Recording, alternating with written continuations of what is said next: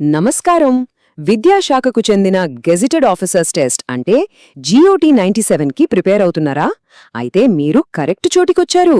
ఈ పరీక్షను ఈజీగా ఎలా పాస్ అవ్వాలో, దానికి కావాల్సిన పక్కా ప్లాన్ ఏంటో ఈరోజు మనం వివరంగా చూద్దాం.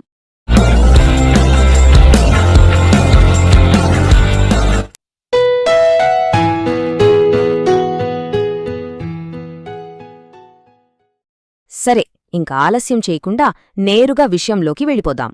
అసలీ పరీక్ష ఏంటి, ఎలా ప్రిపేర్ అవ్వాలి, స్టెప్ బై స్టెప్ మొత్తం తెలుసుకుందాం. మనం ముందుగా GOT 97 అంటే ఏంటో చూస్తాం. ఆ తర్వాత సిలబస్ని డీకోడ్ చేద్దాం.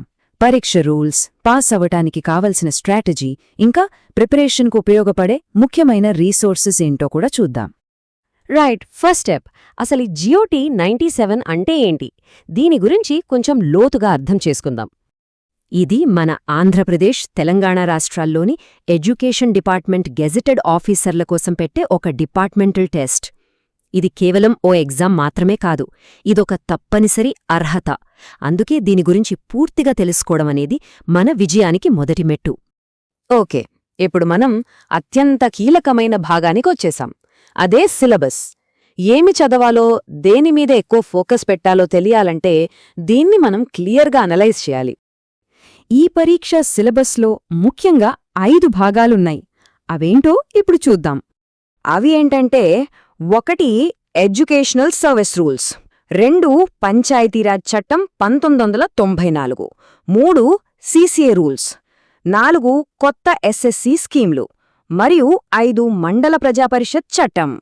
అయితే ఈ 5 టాపిక్స్కి ఒకే వెయిటేజ్ ఉంటుందా? అస్సలుండదు. పాత పేపర్లను గనక మనం చూస్తే చూడండి, దాదాపు 25% ప్రశ్నలు CCA రూల్స్ నుంచే వస్తున్నాయి. ఆ తర్వాత 23% పంచాయతీరాజ్ చట్టం నుంచే.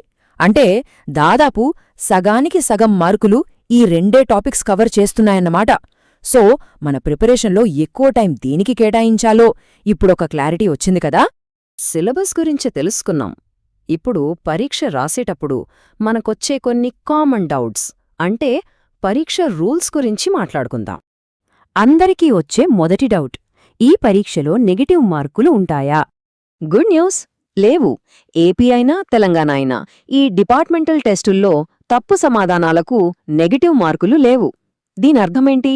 మనకు సమాధానం కరెక్ట్గా తెలియకపోయినా సరే ఏ ప్రశ్నని వదిలిపెట్టకూడదు. అన్ని ప్రశ్నలకు అటెంప్ట్ చేయాలి. ఇది మన స్కోర్ని పెంచుకోవడానికి ఒక పెద్ద ప్లస్ పాయింట్. సరే, నెగటివ్ మార్కులు లేవు, బానే ఉంది. మరి పాస్ అవ్వాలంటే మినిమం ఎన్ని మార్కులు రావాలి? 40. ఇది బాగా గుర్తుపెట్టుకోండి. Pass mark 40. ఇంకో ముఖ్యమైన విషయమేంటంటే ఇది పేపర్ 88, 97 రెండింటి యావరేజ్ కాదు. ప్రతి పేపర్లో విడివిడిగా కనీసం 40 మార్కులు రావాల్సిందే. ఇంకో మేజర్ చేంజ్ ఏంటంటే పరీక్ష రాసే విధానం. మే 2016 ముందు వరకు ఇది ఆఫ్లైన్లో, అంటే పేపర్ మీద రాసేవాళ్లు.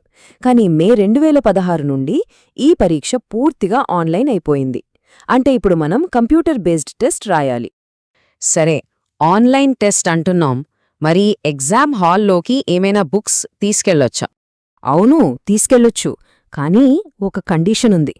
కేవలం బేర్ యాక్ట్స్, అంటే గవర్నమెంట్ అఫీషియల్ లా బుక్స్ను మాత్రమే లోపలికి అనుమతిస్తారు. మనం రాసుకున్న షార్ట్ నోట్స్ కానీ, స్టడీ మెటీరియల్స్ కానీ, లేదా మార్కెట్లో దొరికే బిట్ బ్యాంక్స్ లాంటివి అస్సలు అలౌడ్ లేవు. ఇది చాలా ముఖ్యం. ఓకే, సిలబస్ తెలుసు, రూల్స్ తెలుసు. ఇప్పుడు అసలు విషయానికి వద్దాం. ఈ పరీక్షలో సక్సెస్ అవ్వడానికి మన గేమ్ ప్లాన్ ఏంటి? ఇక్కడ మీకోసం ఒక సింపుల్ 3 స్టెప్ స్ట్రాటజీ ఉంది. మొదటి స్టెప్, పాత పేపర్లను అనలైజ్ చేయండి. కనీసం ఓ 3 పాత క్వశ్చన్ పేపర్లను తీసుకుని ప్రశ్నలు ఎలా అడుగుతున్నారో, ఏ టాపిక్స్ నుంచి ఎక్కువ వస్తున్నాయో క్షుణ్ణంగా చూడండి. రెండో స్టెప్, బేర్ యాక్ట్స్ మీద పట్టు సాధించండి.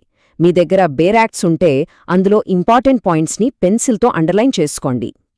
మూడో స్టెప్, మీ దగ్గర ఉన్న స్టడీ మెటీరియల్ను పూర్తిగా చదవండి.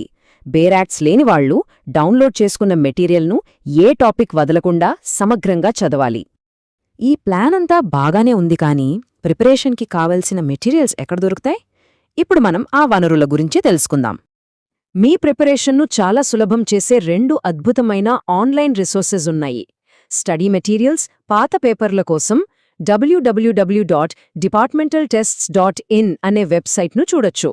ఇక వీడియో పాఠాల ద్వారా నేర్చుకోవాలనుకుంటే ఈలర్న్ యూట్యూబ్ ఛానల్లో 200కు పైగా వీడియోలు అందుబాటులో ఉన్నాయి. చూశారు కదా, మన ముందు ఒక క్లియర్ సిలబస్ ఉంది, ఒక ప్రూవెన్ స్ట్రాటజీ ఉంది, కావలసిన రిసోర్సెస్ కూడా అందుబాటులో ఉన్నాయి. విజయానికి దారి చాలా స్పష్టంగా కనిపిస్తోంది. మరి మన ప్రిపరేషన్ ప్రయాణంలో మనం వెయ్యబోయే మొదటి అడుగు ఏంటి?